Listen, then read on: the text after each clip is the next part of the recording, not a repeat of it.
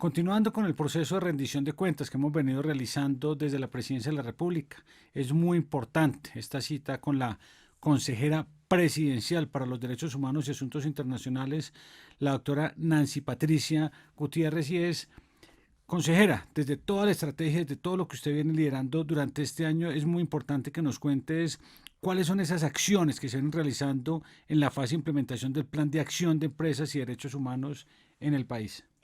Claro, recordemos que el plan fue presentado por el presidente Iván Duque el pasado 10 de diciembre del año 2020 y durante el año 2021 hemos adelantado las estrategias para la implementación.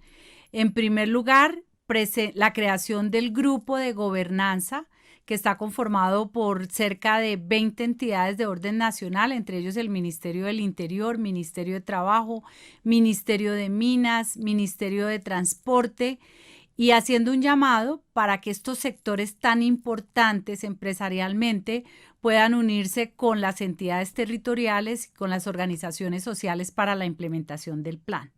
Adicionalmente, hemos tenido la socialización en 16 departamentos y generamos unos diálogos sociales en Bucaramanga, Medellín, Cali y Barranquilla, con la presencia de autoridades territoriales, los gremios de la producción, empresarios, organizaciones sociales, para firmar ese pacto que va a llevar a que después del gobierno del presidente Iván Duque continúe la implementación del Plan de Empresas y Derechos Humanos. Hemos trabajado de la mano con la comunidad internacional, pero como digo, este es un plan que se creó y se diseñó dentro de la situación de la pandemia, lo cual nos obliga a buscar el acompañamiento para toda la estrategia de reactivación económica con un enfoque de derechos humanos. Quiere decir que la persona está en el centro de la recuperación económica, social y ambiental.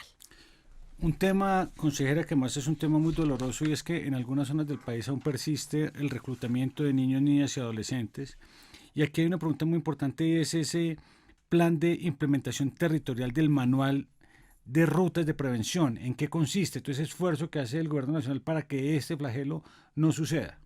Lamentablemente, el reclutamiento, uso y utilización de niñas, niños y adolescentes ha venido dándose en estos últimos meses en torno a dos fenómenos de violencia en nuestro país: el narcotráfico y el microtráfico.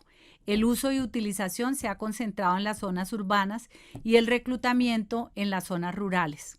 Para ello revisamos todo lo que son las rutas de prevención y de protección.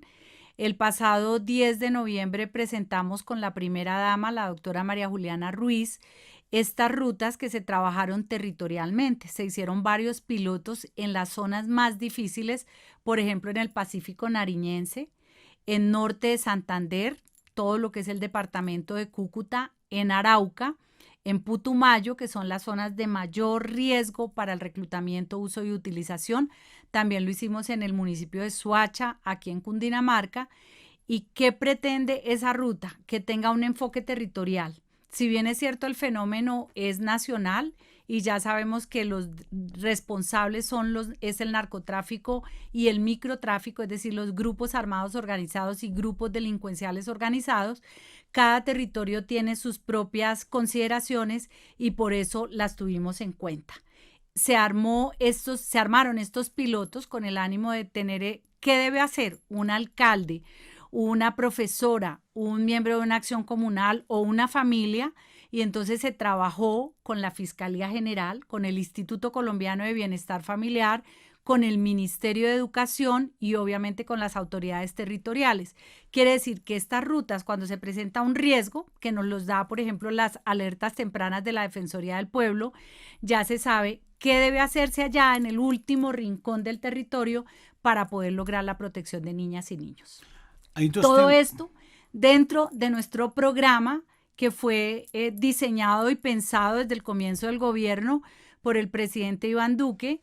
En el año 2019 se sacó la actualización de la política de prevención y luego en el año 2020 creamos el programa Súmate por mí y en el año 2021 nos correspondió toda la implementación. Hay un par de políticas que son fundamentales que han sido expedidas recientemente, que son una en el marco de construcción del proceso del Plan Nacional de Acción de Derechos Humanos y otra que es el proceso de la actualización del Plan de Educación en Derechos Humanos. ¿En qué consisten estas políticas? Son dos políticas que van de la mano. Todos los estados, miembros de Naciones Unidas, tienen el llamado para sacar adelante un Plan Nacional de Acción en Derechos Humanos. Lo trabajamos desde el año 2020. Durante este 2021, en razón pues a la situación de la pandemia, nos vimos abocados a hacer 32 reuniones de carácter virtual, una por cada departamento y en Bogotá, convocando autoridades territoriales, organizaciones sociales, comunidad internacional, academia, también los órganos de control, para que entre todos pudiéramos mirar la situación real de cada territorio. Se planteó un borrador inicial o un documento de Plan Nacional de Acción en Derechos Humanos.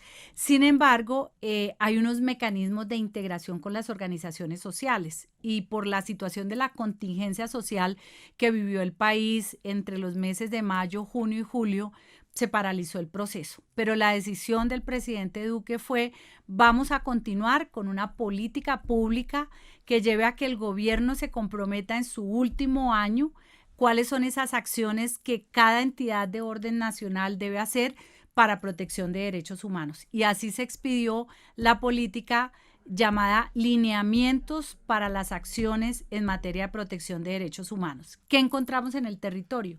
La gente decía, hay que educar en derechos humanos. Poco se sabe realmente qué es el tema, en qué consiste y sobre todo un equilibrio que debemos buscar como nación.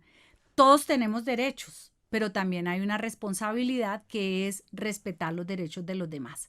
Así entonces trabajamos el plan de la actualización del Plan Nacional de Educación en Derechos Humanos, lo trabajamos de la mano con el Ministerio de Educación Nacional y con la Universidad Santo Tomás. El plan de acción que se inició lo hemos trabajado con la Universidad del Rosario. El plan de empresas y derechos humanos lo trabajamos con la Universidad de La Sabana, con la Javeriana, con la EAN. ¿Por qué? Porque siempre hemos pensado que la academia es fundamental también para todo el aporte y de igual manera tener en cuenta los altos estándares internacionales en materia de protección de derechos. Tenemos nuestro actualizado plan de educación en derechos humanos que está vigente. El pasado 9 de septiembre, Día Nacional de los Derechos Humanos, el presidente lo presentó. Firmamos entre la Consejería Presidencial y el Ministerio de Educación y la Defensoría del Pueblo un compromiso de sacarlo adelante y efectivamente ya está en implementación. Como ustedes han podido observar claramente, la Consejería en términos de derechos humanos y asuntos internacionales juega un rol fundamental dentro de todo lo que es la estrategia de paz con legalidad que ha diseñado el presidente Iván Duque, que hemos venido ejecutando desde el inicio del gobierno. Aquí hay un liderazgo por parte de la consejera Nancy Patricia Gutiérrez y es muy importante este balance que se ha hecho el día de hoy frente a cuáles son los logros y cuál es la rendición de cuentas que hacemos desde la Presidencia de la República en términos de derechos humanos, factor fundamental para mantener, digamos, una estrategia de desarrollo y sostenibilidad en el país.